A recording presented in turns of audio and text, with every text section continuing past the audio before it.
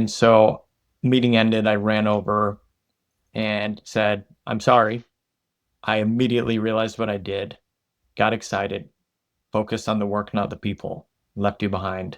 And now you're seeing implications that I've just committed us to without your participation, without your invitation in any way.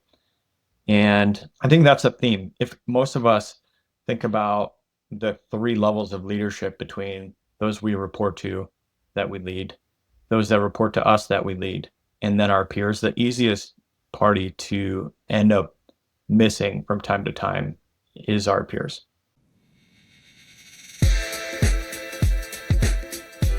Welcome to 99 Humans. My name is Jeff LaCosta, curious coach and Wall Street Journal best-selling author, striving to understand how little things generate big impact.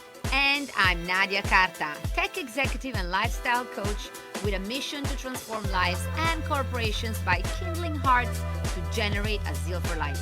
Each week, we investigate stories about the human side of leadership to re-energize your spirit and help you become a stronger leader. Because the reality is that leadership is messy, goofy, challenging, but always human. Thanks for spending time with us today. Let's dive in. Hey, Jeff. Hello, Nadia. Excited to be here on our very close to the 99th leader here with the incredible Sean Kingsbury. Hey, Sean, thanks for joining. Hi, thanks for having me. Glad to be here. It's kind of incredible. This is our last episode before the last. So there's a word for that, right? I think it's penultimate. Yeah, but I can't pronounce that. I'm Italian, you know. I was on purpose trying to avoid pronouncing that. So thank you for finding the word. I think my husband this morning said, "How do you say parallelepipedo in English?" And I'm like, I can barely say it in Italian. So well, welcome to the show. And Sean was referred by one of our very first guests, our dear Bob. So, Bob, if you're listening to this, thank you for recommending this incredible human. And Jeff, have you and Sean already had a few chit chat? We have a little bit here, but Sean, I'm excited to chat more. I know you are involved in a very large leadership role that's a little bit different than maybe we think of typical, direct line reporting leadership as well. So I can't wait to dig in here. But how do you describe to people what you do? Well, I like to say that I have two jobs. I have a role as a marketing executive at State Farm in which I have two areas of responsibility. One of those is providing a unified way to take our 19,000 plus storefronts with over 100,000 people in them and create a unified voice so that we can align them with what we do nationally and take advantage of having 96,000 creators. It's an unbelievable opportunity. And so we do that by having great marketing programs that they can use and then telling them how great the programs are so they feel invited to use them. And then on the other side of that, this is sort of my outgoing side of me. And then my other side, the heads down numbers side, this is where I have responsibility for MarTech, MarSci, and analytics. And so this is a math and science. So I do those two things at State Farm.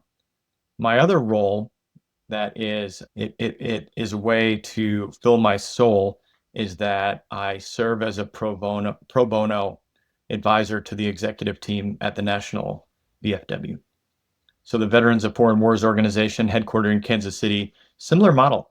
They have 6,000 posts across the country. And so I help them connect their national brand to their posts and their almost 1 million members.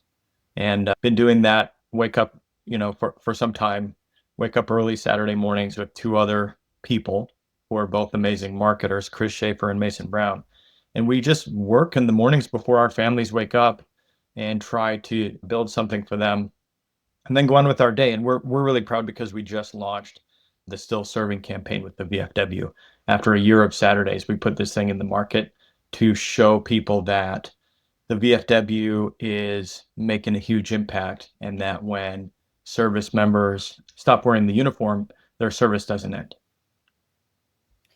Oh my God. I mean, number one, you have your hands full. And I know you're not mentioning many other things that you do, but we'll leave that for the middle of the podcast. But you said one word that really clicked with me, and this is not Marseille, because Jeff and I have spent too many days doing Marseille and As much as Marseille. that resonates, yes, yeah. So we're going to archive that for today.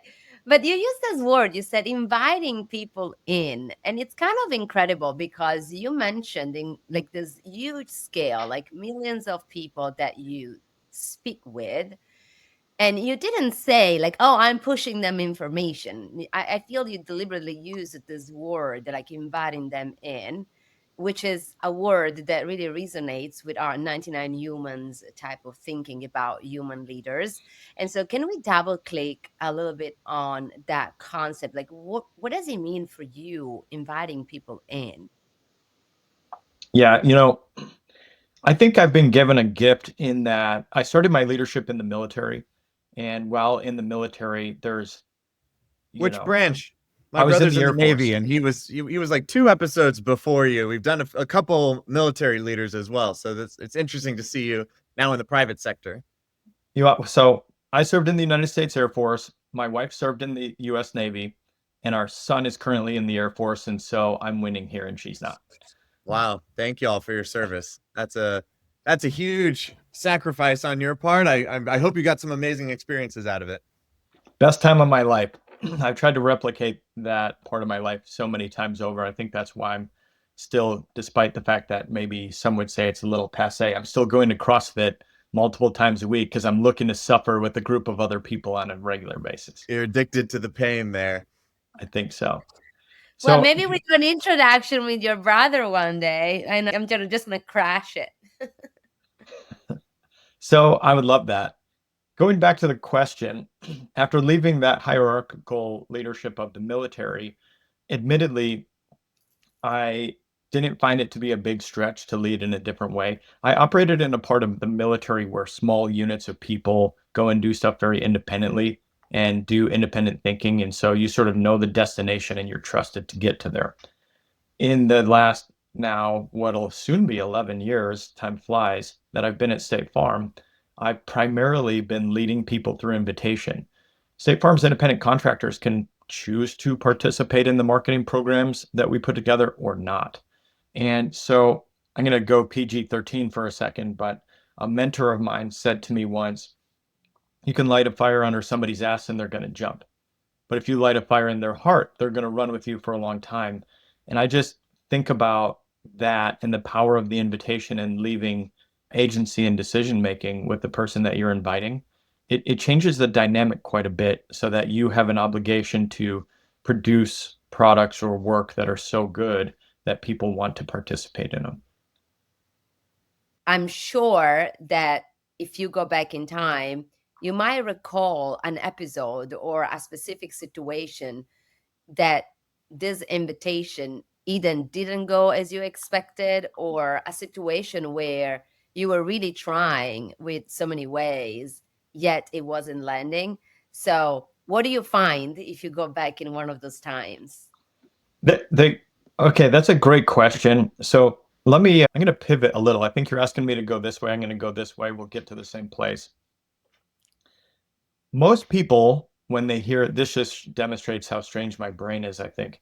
Most people hear that question and they think about their direct reports when they think about the people that they lead. And that's an easier space for most, I find, to consider how you invite them in and bring them along.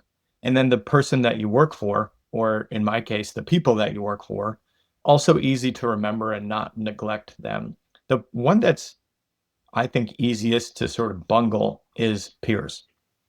And so a space where I not too long ago forgot to invite one of my peers was it was a good example of intent versus impact. I had very positive intent and I screwed up the situation and had a negative impact. And so generally, the team and I were very deeply focused on some very analytical work. Just in my way, I'm just nerding out on the science and building some new models and thinking about ways that we can find an efficient way to move our business forward with how we think about what tactics we use in what ways through our broader offering of marketing. And so then in my excitement, in my connect with our C-suite, I came in and brought this idea and sort of said, we've done this work. We're so proud of it. These great outcomes, and the team did such a good job. And I look over and one of my peers is trying to, keep her jaw up because she's flabbergasted in that she has no idea what I'm talking about. And so what I did is I aligned my team around a mission. They went off and did some superb work in order to deliver something. I built excitement amongst those that I report up to, and they were excited about it. And I didn't invite my peer into the process at all. Complete miss. And so then this is a person that we work in person. I happen to be in my home office setting, but we're together all the time, every week, hours. And I left him behind. And all of a sudden, I was very rapidly deflated when I realized, this is one of those things where we went fast, but it didn't matter because we left people behind. And so meeting ended, I ran over and said, I'm sorry. I immediately realized what I did, got excited, focused on the work, not the people, left you behind. And now you're seeing implications that I've just committed us to without your participation, without your invitation in any way. And I think that's a theme. If most of us think about the 3 levels of leadership between those we report to that we lead, those that report to us that we lead, and then our peers, the easiest party to end up missing from time to time is our peers. Well, first off, I want to say thank you for sharing that story, because you're demonstrating amazing kind of human-centric leadership and being a bit vulnerable about a time that didn't, go great, didn't go maybe like you like it to go.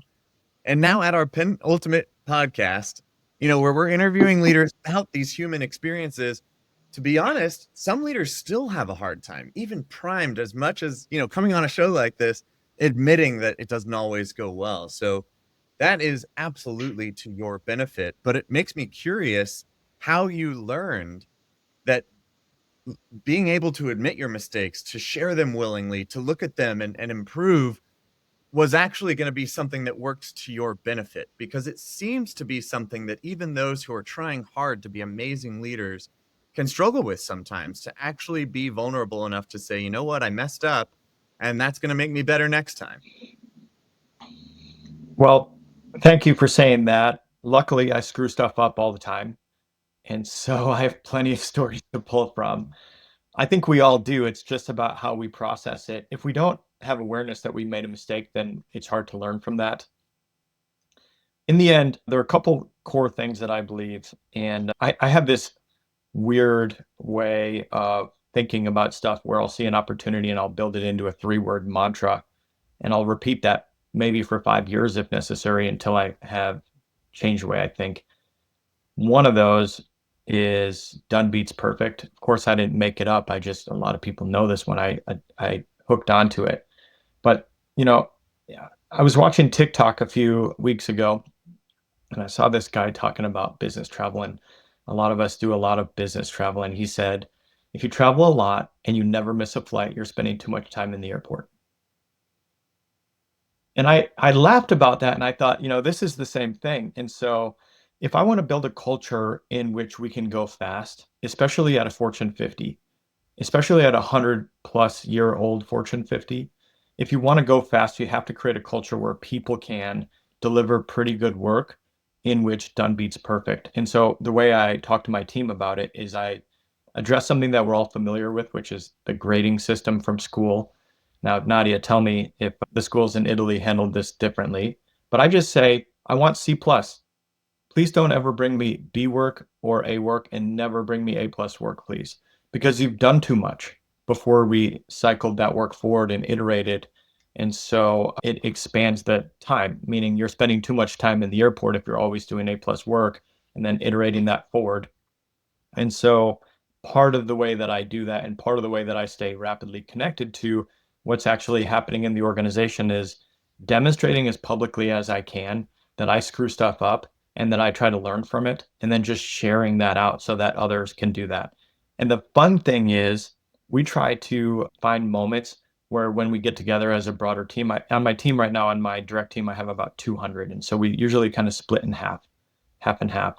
And I'll look for opportunities to say, all right, who bungled something this week? And I use that word because it's kind of funny in a way, but I'll say, who bungled something? And then somebody will say, okay, I've got one. And we all kind of laugh about it, and no harm, no foul. We did it from a place of good intentions, but with negative impact. And then next thing you know, stuff starts to go faster. People start to bring you more innovation and ideas, and they start to drive work forward at a more rapid pace. And they feel more empowered to use their best thinking and highest level of capacity to get stuff done. Okay, there's a lot to unpack in literally this last 2 minutes. And I want to pause because all that you said is wonderful on paper. And I trust you, you do it that way. But we also all know that we are in a climate right now where people are afraid that if they screw things up, they might be laid off. There's constant performance evaluation. There's constant expectation settings. And I mean, I love what you said, don't bring me the A. And, at Google, we have this lunch and iterate instead of waiting to be perfect, which could be similar.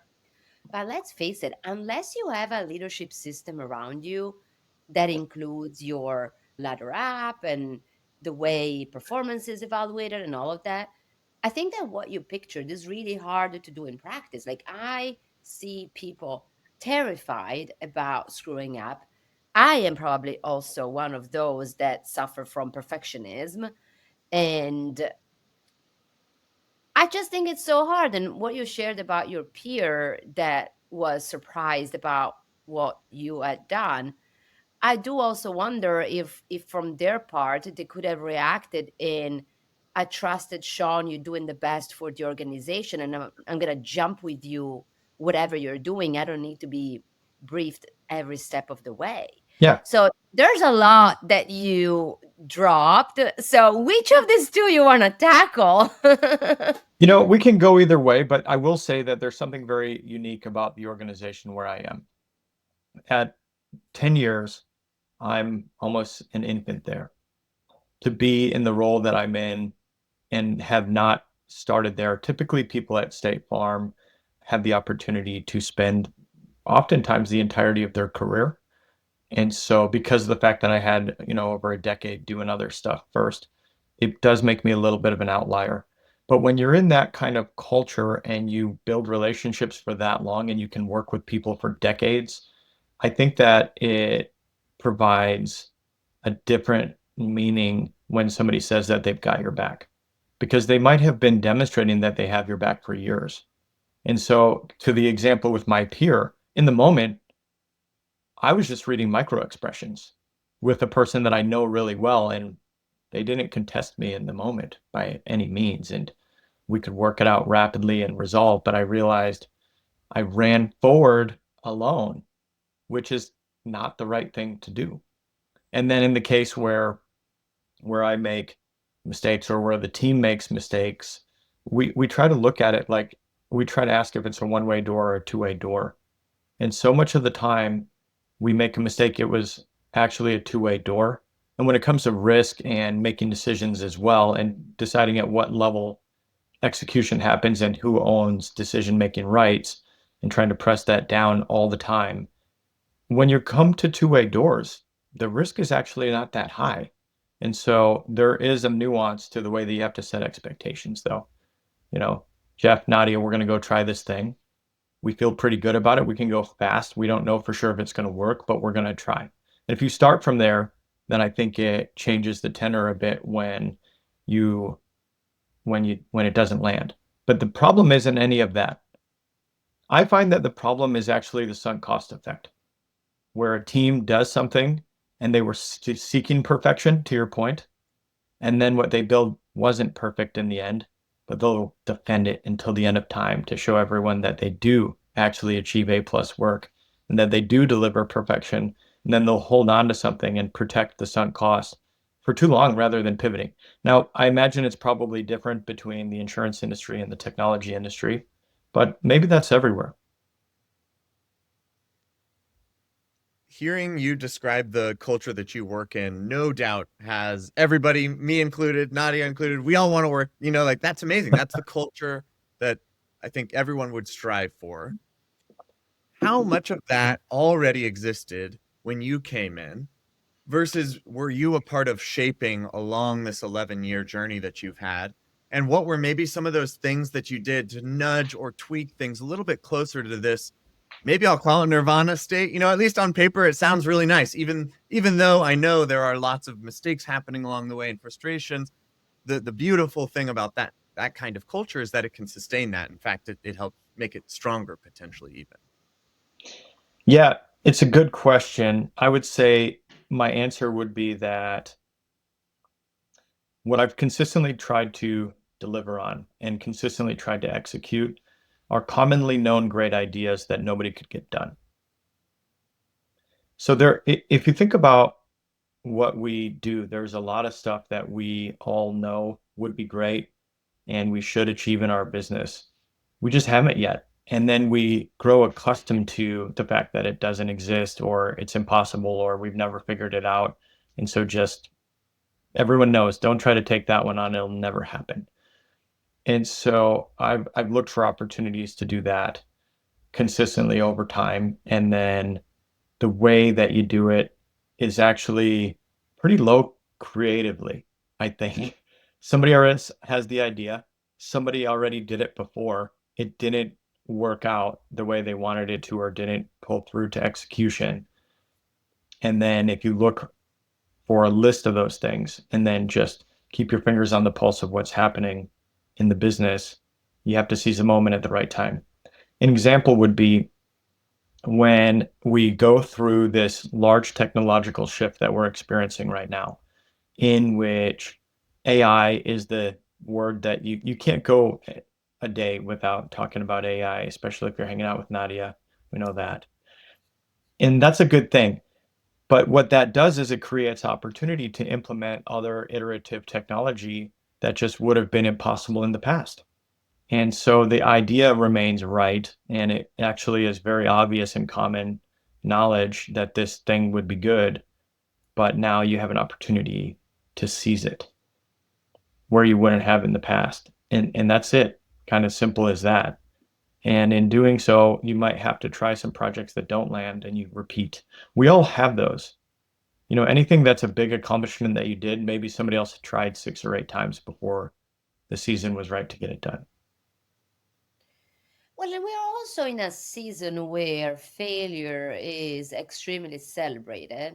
Kim Perrell just published her book, which is called, I believe, Mistakes That Made Me a Millionaire, or things like that.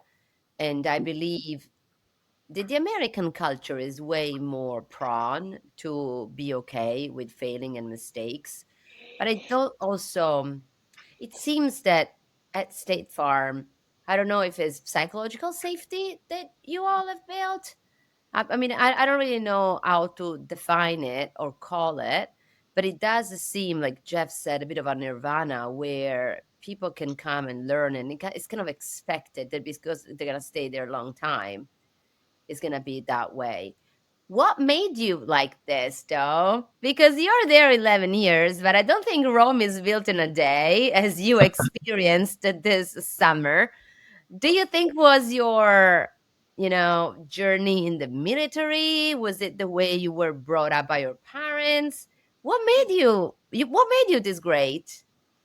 Well, I don't think of myself as great at all. I think of myself as pretty common. I just try to take a basic rational approach to the stuff that we do, and I try to treat people well. One of the things well, let me go back to first the failure thing.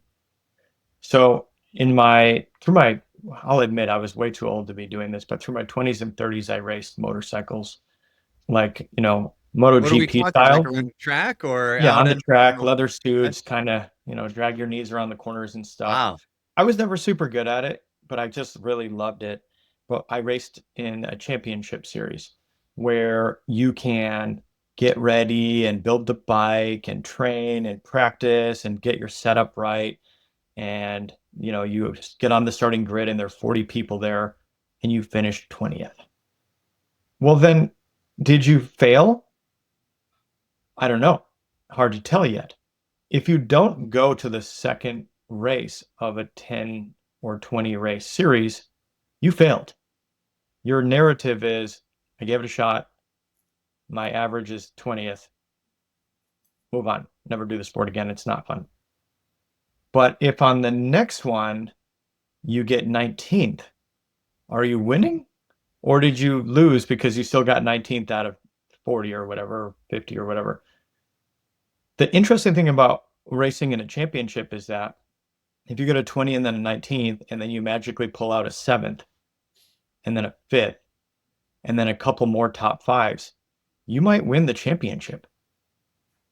And so it's sort of about when you quit, right? And this is that tough balance between holding on to something forever because of the sunk cost, or knowing that, the failure line is still further ahead.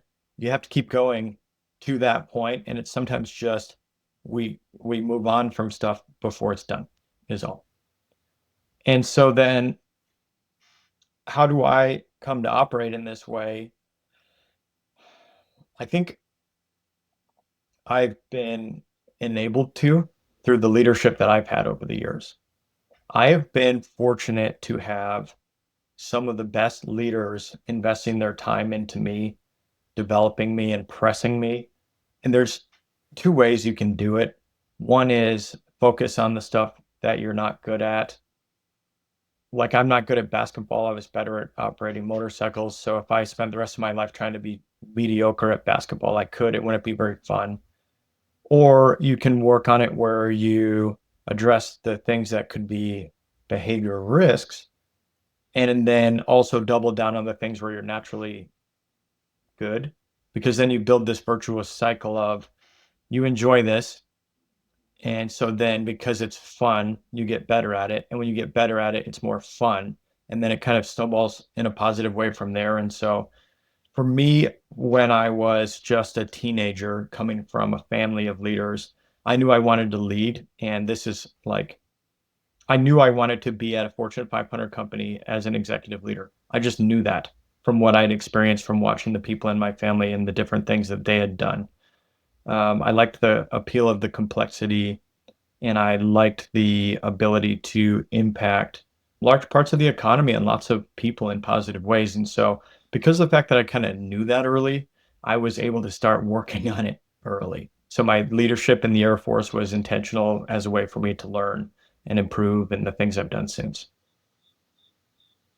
I find that to be extremely cool and quite rare, actually, that, growing up, you identified what you wanted to do, which was a huge series, a decades long series of events to get you to actually doing that then. I'm curious, what was different about being an executive at a big company, seeing it as a child, dreaming really about, I want to get there someday, and then you do get there eventually. What's different than you thought it would be? Well, first off, let me paint a picture that my whole style motif for it was based off of the executives of the 1980s. And so we don't wear That's how suits you or have came in? briefcases anymore. I had that in my mind, if we're being Yes. honest. So there's no more suits or Oh, no briefcases. corner office, you mean? None of that. None of that anymore. No, but No all private joking. jet? Yeah, all that stuff has changed in a big way, probably for the better. We're much more efficient in how we work now. This is strange. This is something that I haven't figured out yet, and I'm still thinking about. A little story on this one. So about 7 years ago, I was in a leadership role at the company, like at a director level.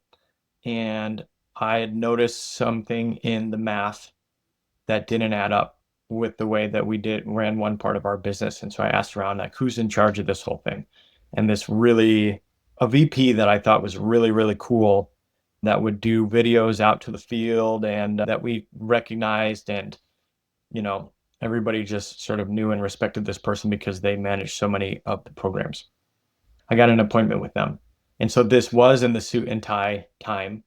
And so I got all ready, and then it's like, my assistant will meet you in the atrium, and then we'll bring you up. And then I walk in the office, and it's that there's two places to sit situation. Like you're at the principal's office one, where you're at the chair by their desk, or there's the like round table off to the side. And I just remember like, okay, I don't know. Do I just go there? Nobody told me where to sit. I don't know how to sit. I was very nervous, is my point. And that person was super cool and just said, "Hey, how are you? So good to see you. Let's sit over here. Let's chit chat. What's on your mind?" And I brought my revelation, and he said, "No, we know that, of course, already. We just wanted to know who had figured it out." And so fast forward to 3 years ago when I came to join Corporate State Farm. That's my office now. And Wow. that's what I do. And so the dissonance that I still Full have, circle. and so that it's really interesting because the thing that's different than what I anticipated, even just those few short years ago versus when I was earlier in my career, I had a hard time picturing sort of what happens at that level and above and above. They say, maybe like requisite organization, or some other books would say you can only kind of understand what's happening 2 levels above you. And so the thing I didn't realize that I'm still trying to figure out is this space that I'm in, where to me, because of the fact that I spend so much of my time with people at my level and above that are notably more impactful players in our organization than what my level is, I see myself as like a medium level worker.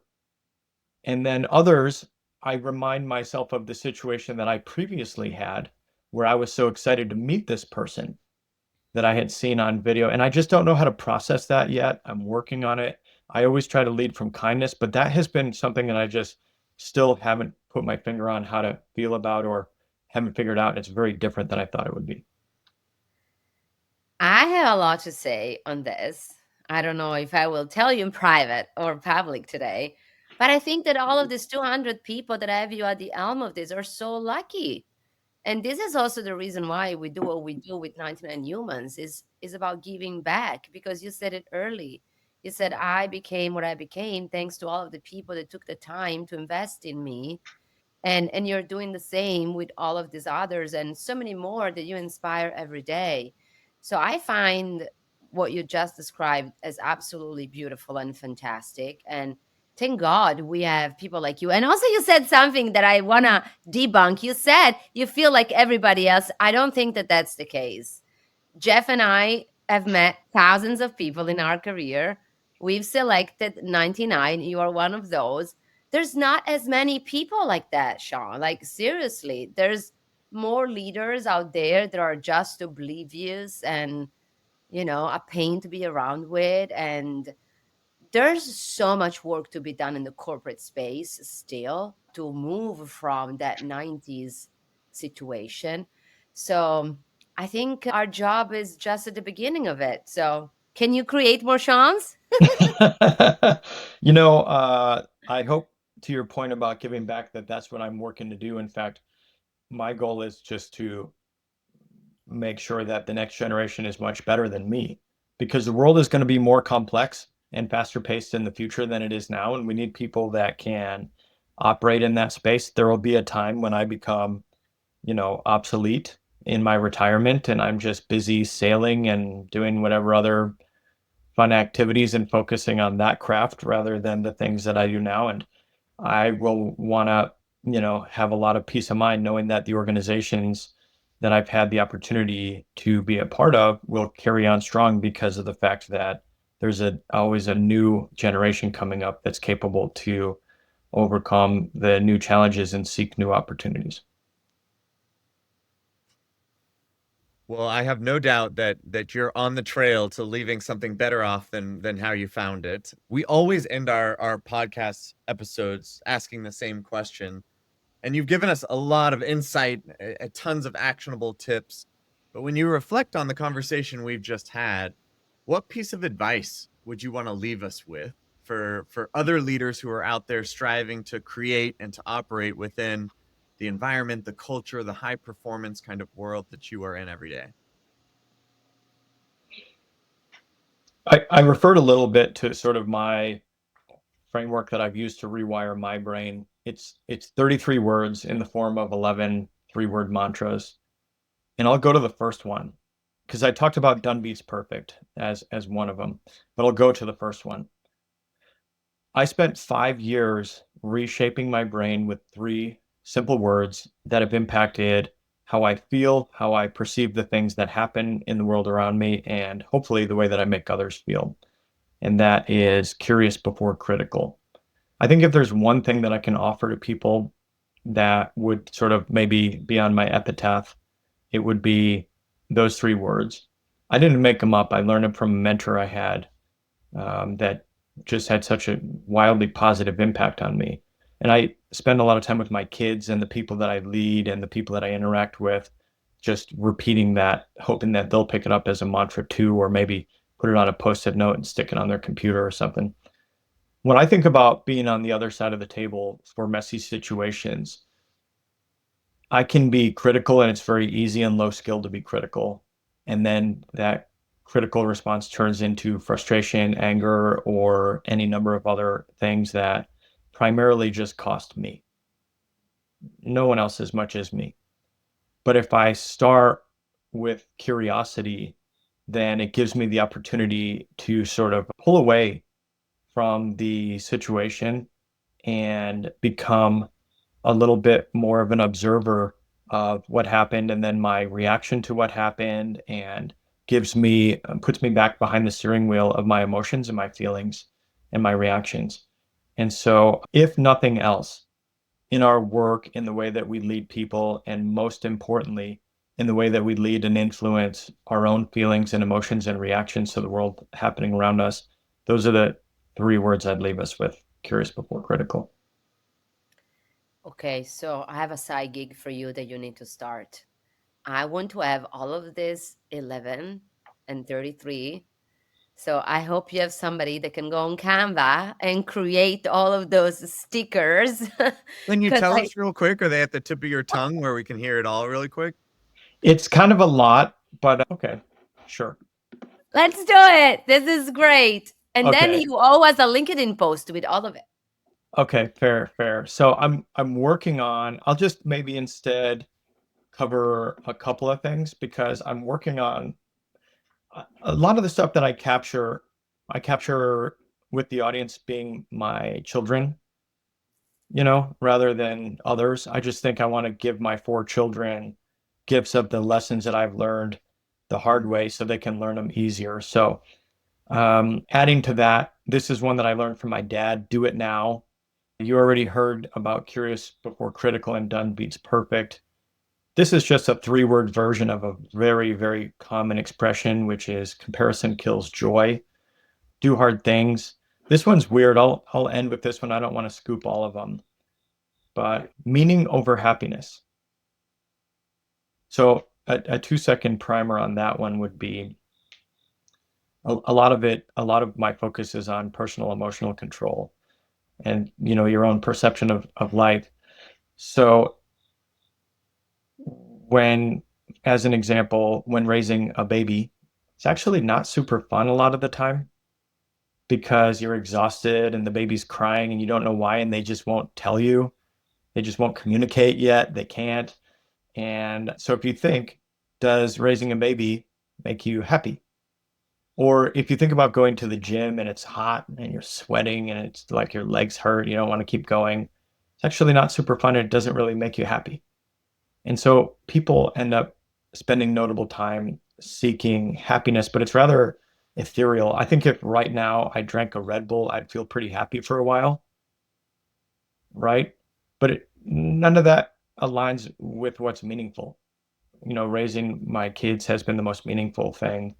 And, going to the gym is meaningful, and drinking a Red Bull is not very meaningful, impactful overall. But so there's oftentimes a confusing inversion of relationship between the two. Just in case you were wondering, you have basically a year of newsletters that you can start sending for each of these 33. There's like a whole business model around it. Yeah, I've been chipping away at it, and I'm really learning a lot myself through the process. It took me about 10 years to come up with them. So good. I love that. Thank you for sharing some. And also, in case you were wondering, both Jeff and I have the passion for writing. So that's why all these ideas are coming up. You have all of this goodness and gold there.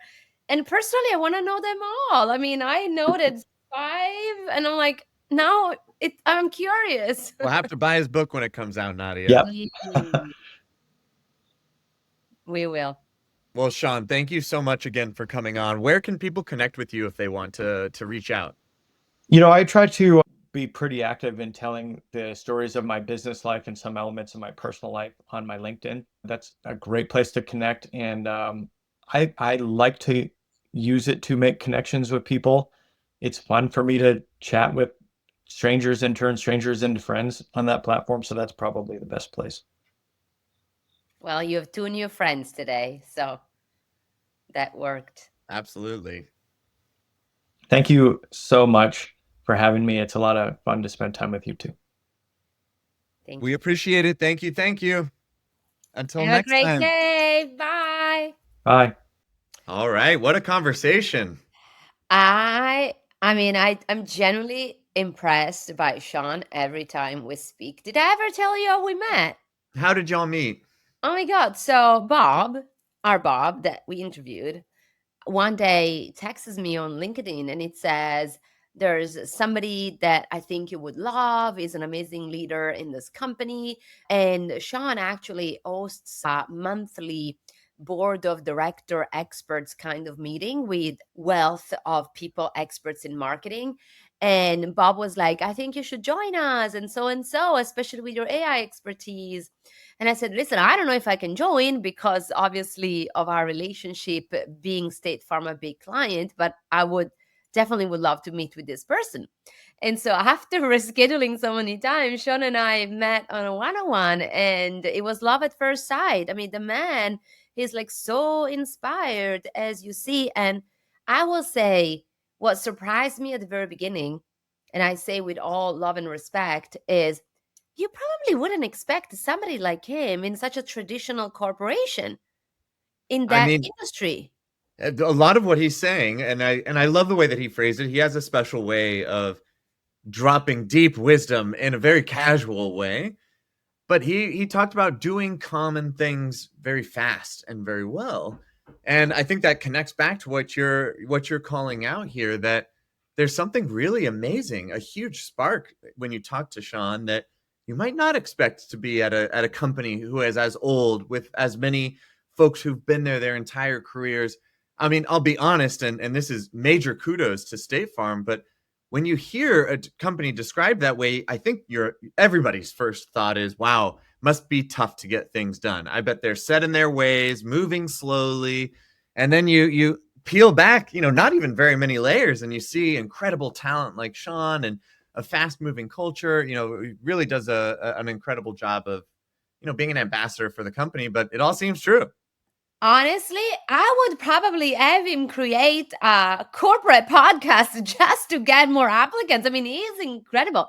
Makes me want to explore State Farm services now, and see what can I buy from them. I'm a happy customer of State Farm. So, at least from that side, it's all good. All right, Nadia. Well, what are you taking away from that conversation? Oh my God, so much. I have like 4 pages of notes. And I'll say one that I don't know if you expect, but I'll say something that is very hard for me to practice. And from now on, I'm going to be working on this because Sean really inspired me, which is his mantra, curious before critical. And probably because of my Virgo nature, or probably because I'm always so self critical with myself as a recovering perfectionist and a lot of things.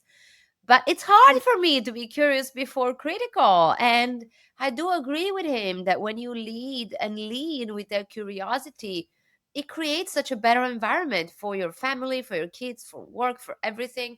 And so I'm gonna print this mantra somewhere where I can see it And I'm going to start repeating it for myself, curious before critical, because I truly think it's magic. What about you, Jeff? I love that as well. I think a lot of what he's describing in the mantras and through the whole conversation was mindsets, rewiring the brain. What's the right? And I know we are both big in journaling or gratitude, and curious before critical is another version of this, pause before maybe rabbit holing on all this potential negativity. What's going on? And is there a silver lining, or what can we learn? Which is a very cool twist on some tried and true wisdom. I also really love, as a non-perfectionist person, and we had a minute to speak with Sean before kicking off the conversation about his only C plus work. I thought that was fascinating. And what was not in the episode, and I'll share with listeners now, is I asked him, is that everything? Do you ever pick something to be an A? And he said, well, in my profession, in my career, not really. I want my A's to be doctors. I want my A's to be pilots. But in marketing, a C plus is probably good enough, because the desire to get an A is just going to slow you down from being relevant. And I really like that method of thinking, that there's probably veins in our life where working towards perfection makes sense. But then there's whole veins where we never have to try. It's a refinement to my own love of non-perfection to think, well, I don't even need to pick maybe some things to be perfect. I've always thought, well, almost everything should be just good enough, and then a few things perfect. But depending on what I'm working on, it is actually a pretty important build to think maybe not. Maybe it all can be C plus. And I like that challenge, that push on something that I really do try and live, to think about it in a little bit of a different way. That really connected with me. Well, I like it. And I tell you what, sometimes your C plus is somebody else A plus. Sometimes. And sometimes it's not, and it fails, and that's okay. And that's okay too. So I loved that whole thing. It looks like there's another book to be written only about that, Jeff. Like, seriously. Oh my God, stories. everybody. I am so excited. This is like what, episode 97? We're almost there. Oh my God, 97 done. Well, thank you for liking us and listening to us as always. It's been a journey, and we're so happy that you stayed with us. And until next time, give us 5 stars. Don't forget that. All right. Until next time. Bye, everyone. Thanks, Nadia. Bye, Jeff.